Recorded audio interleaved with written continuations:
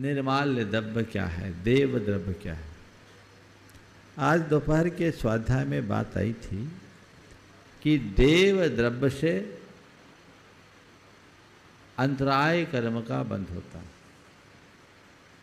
ये सवाल बहुत गहरा है, लंबा है, थोड़ा वक्त लेगा, लेकिन मैं चाहूँगा इस पर पर्याप्त प्रकाश पड़े, क्योंकि कई लोगों के द्वारा अनजाने में महापाप हो जाता है। सबसे पहले देव द्रव्य की परिभाषा जाने, निर्माल्य की परिभाषा जाने, और फिर उसके प्रति हमारा दृष्टिकोण क्या हो रहा है, ये रहना चाहिए, ये जाने। देव द्रव्य क्या है?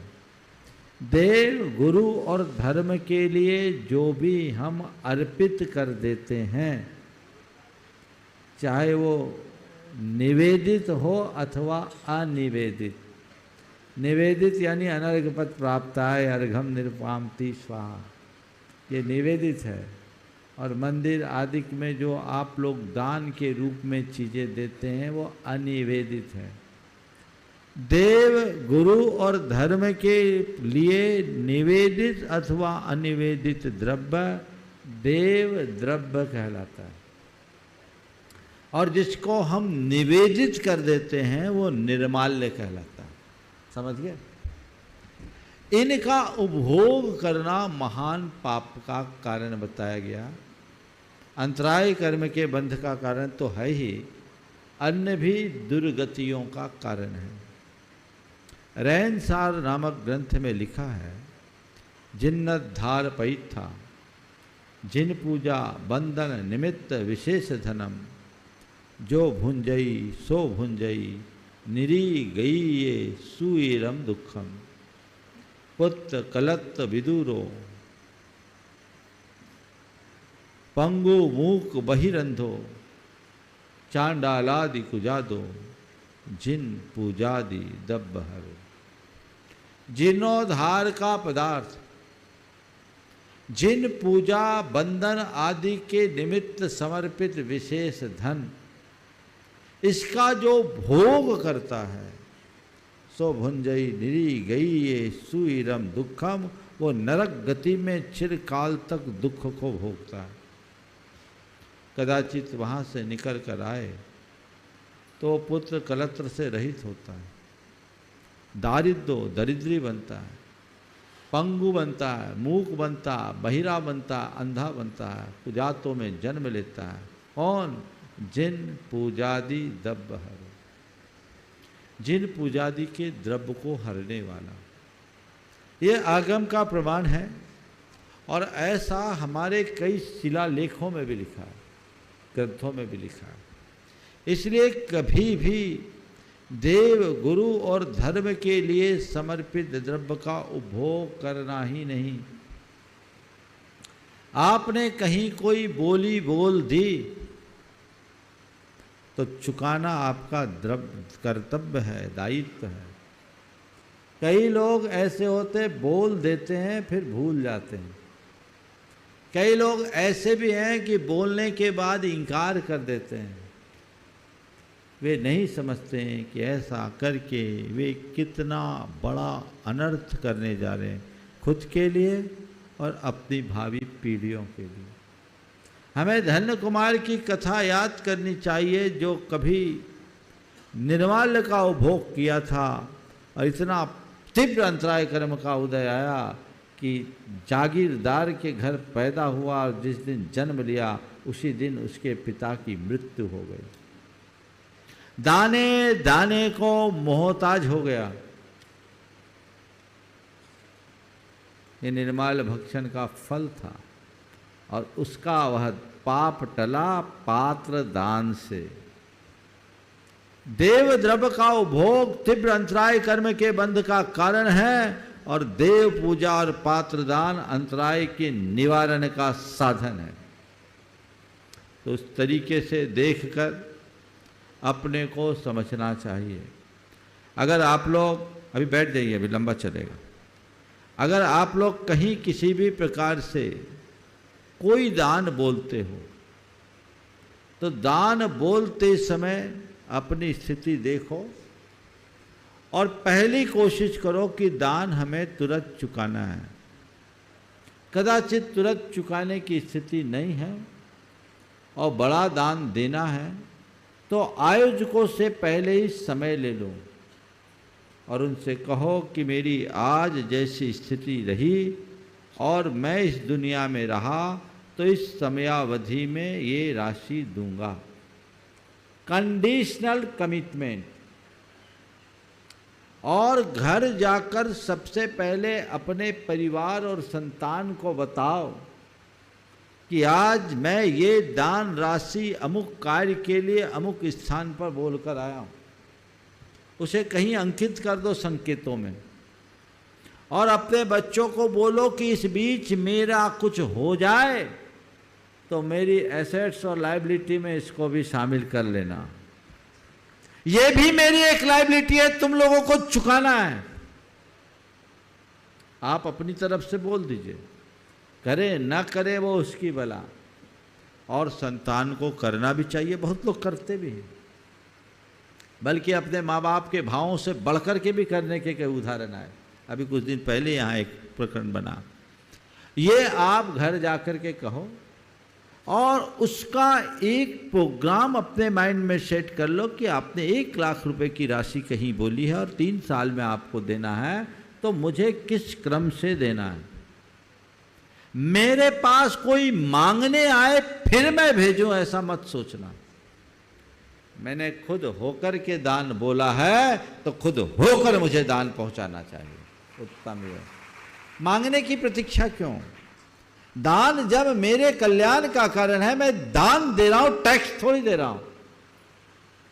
वो प्रोग्राम में आप अपना बना लीजिए और समय समय पर चरणबद्ध तरीके से किस्त दर किस्त भेज दीजिए, तो आप सातिशय पुण्य के भागी बनोगे।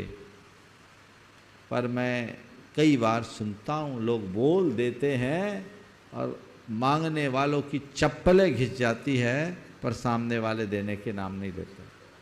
देश के प्राय सभी स्थानों में जहाँ जहाँ पंचकल्याणक होते हैं, भगवान पधरा दिए, इंद्र बन गए, पूरा मजा ले लिए, 10 साल हो गए पैसे नहीं दिए, तो पुण्य कैसे आएगा तुम्हारा? वो नहीं समझते कि ऐसा करके वो अपने लिए कितना अनर्थ कर रहे हैं। और तो और लोग कई जगह शांति धारा कर लेते और 10-10 साल से पैसे बाकी रह जाते। अरे भैया, शांति धारा जैसे काम में तो इधर करो इधर दो, कहां से आएगी शांति? तुम तो कई भवों की अशांति को खरीद रहे हो। ऐसा कभी मत करना। बोलूंगा तो बात लंबी हो जाएगी और लोग तुम्हें कोसने लगेंगे। सुनो, इसलिए मैं रोक रहा हूं। मेरे सामने अभी मेरे मानस में कई ऐसे प्रसंग उभर रहे हैं जिनने आ करके मेरे सामने कहा। मैंने कई बार अपने उद्बोधनों में कहा भी है, फिर प्रसंग आएगा तो बताऊंगा। लेकिन ये पूरे जीवन को बर्बाद कर सकता है। कब तुम्हारे कैसे कर्म का उदय आए कहा नहीं जा सकता। न जाने कितने जन्मों में तुम्हें दरिद्री और अनाथ बनना पड़ेगा। ऐसा काम कभी करो ही नहीं। और एक बात और बोलता हूं, कहीं भी कोई दान बोलो, वहां से निकलने से पहले आयोजकों के पास अपनी पूरी डिटेल लिखवा दो और उनसे एक रिक्वेस्ट करो कि मैं घर पहुंच रहा हूं, आप 2 रोज 4 रोज बाद एक रिमाइंडर हमें भेज दीजिएगा। कई बार लोग भूल जाते हैं। अब भूल जाते हैं और इनको कोई स्मरण नहीं दिलाया जाता है तो बेचारे पाप के भागी हो जाते। वो देना चाहता है, बहुत छोटा अमाउंट है, 11,000 रुपया है। अब आयोजक भी क्या करे, आता ही पता नहीं है कहाँ भेजे। सुरेंद्र जैन हिंदुस्तान में हजारों होंगे, अब कहाँ ढूंढे सुरेंद्र जैन को? तो सुरेंद्र जैन को चाहिए कि कहीं करे तो लिखा दे कि ये सुरेंद्र जैन यहाँ रहता है, ताकि आपसे अप्रोच कराया जाए। अभी एक बार अनिल जैन बोल रहे थे मुझसे, 2010, 11, 12, 13 के कुछ लोगों के हैं शांति धारा, महाराज शांति धारा की भी 10, 11, 12, 13, 9 के भी 14 साल पहले के। हाँ, पर बोले हम संपर्क कैसे करें, अतः ही पता नहीं है। अब आपको कैसे संपर्क करें? तो इसमें दोष किसका? बड़े बड़े समारोहों में लोग कर लेते हैं ऐसा। अपना नाम, अपना पता, अपना फोन नंबर जरूर अंकित करा के जाना। मैं एक जगह के लिए नहीं बोल रहा हूं, पूरे देश के लिए बोल रहा हूं। आज बहुत अच्छा पहलू है कि लोगों का दान के प्रति उत्साह बढ़ा है। आज तुरंत दान बोलते हैं, लेकिन एक नकारात्मक रूप ये भी है कि लोग केवल बोल देते हैं, चुकाते नहीं। आप लोग बोलिए तो दीजिए। एन जैन साहब यहाँ के कोषाध्यक्ष रोते ही रहते हैं, बोले महाराज यहाँ रोज हम सम्मान तो करते हैं पर हमारा मान ही पूरा नहीं होता। उनके फोन भी नहीं उठाते। अब उनके फोन भी नहीं उठाते हैं लोग। तो क्यों उठाएंगे, क्योंकि मालूम है कोषाध्यक्ष टीम लगी है। लेकिन ये बात जरूर है, जो घोषणा होती है वो आता नहीं है। बहुत आयत लोग, जब आप उनके अंदर घुसोगे तो बहुत सारी चीजें मालूम पड़ेगी। मैं मंच से बोलना उचित नहीं समझता, लेकिन ये आपकी एक भयानक भूल है, ये महान अनर्थकारी है। इसलिए निर्माल्य को निर्माल्य समझो।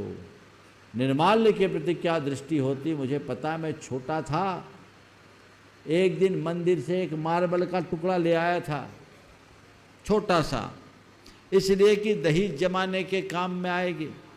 तो मेरी दादी ने मुझसे कहा, बेटा ये निर्माल्य घर में क्यों लेके आया, मंदिर का मार्बल का टुकड़ा, हमें मंदिर का एक कण भी नहीं लाना चाहिए, वापस पहुंचा के आ।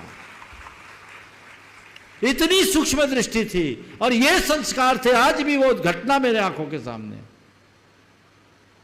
और लोग क्या कर रहे हैं, अरे चलता है, दे देंगे, मरोगे कर्जदार बनकर, और न जाने इसका ब्याज कितना भारी होगा, कई जन्मों में चुकाना पड़ेगा।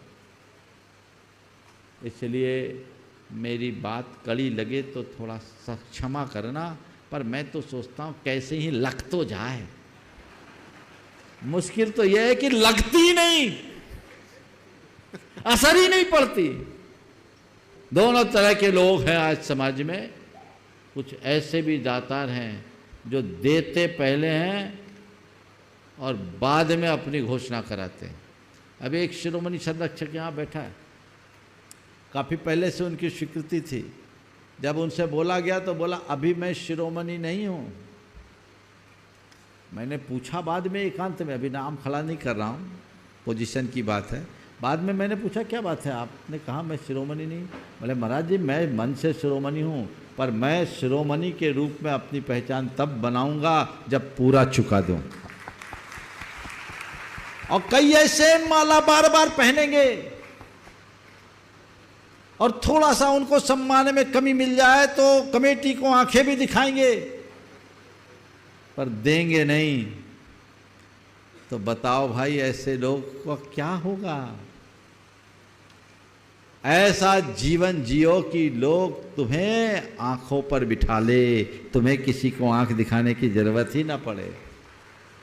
इसलिए दान के संदर्भ में हमेशा उदारता का भाव होना चाहिए।